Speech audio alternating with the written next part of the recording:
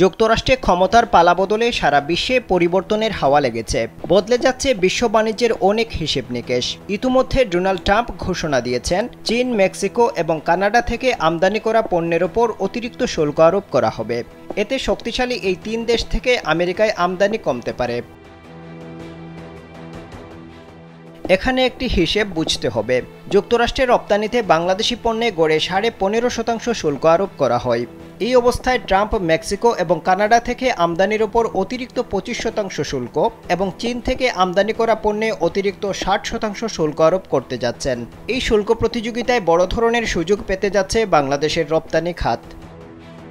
Sandalina so, রূপচর্চায় আভিজাত্য। Trump প্রশাসন তার মেক আমেরিকা গ্রেট এগেইন প্রতিপাদ্যকে সামনে রেখে আমদানি নিয়ন্ত্রণ করার মাধ্যমে অভ্যন্তরীণ শিল্প খাতকে সুরক্ষা দেওয়ার যে কৌশল নিয়েছে তা বাংলাদেশের জন্য আশীর্বাদ হতে পারে। বাংলাদেশ মূলত দুইভাবে সুবিধা পাবে। প্রথমত, যুক্তরাষ্ট্রের বাজারে তৈরি পোশাক রপ্তানিতে বাংলাদেশ চীন এবং মেক্সিকোর সাথে প্রতিযোগিতা করবে।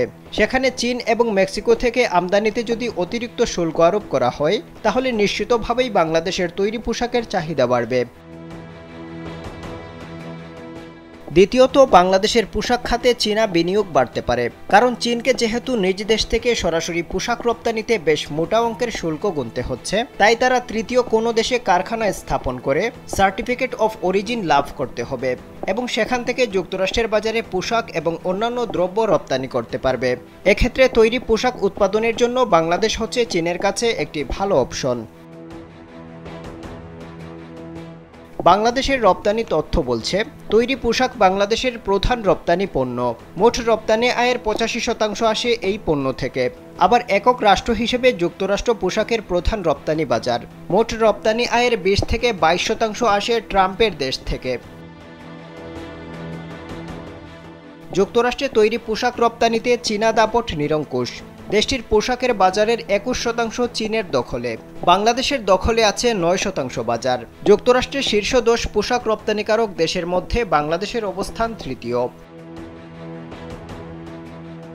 মার্কিন বাজারে রপ্তানিতে বাংলাদেশের পণ্যে যেহেতু শুল্ক হার কম, তাই এই সুবিধা নিতে চীনা উদ্যোক্তারা বাংলাদেশে বিনিয়োগ বাড়াতে পারেন। ফলে চীন মার্কিন শুল্ক লড়াইয়ে দুই দিক থেকে লাভবান হবে বাংলাদেশ।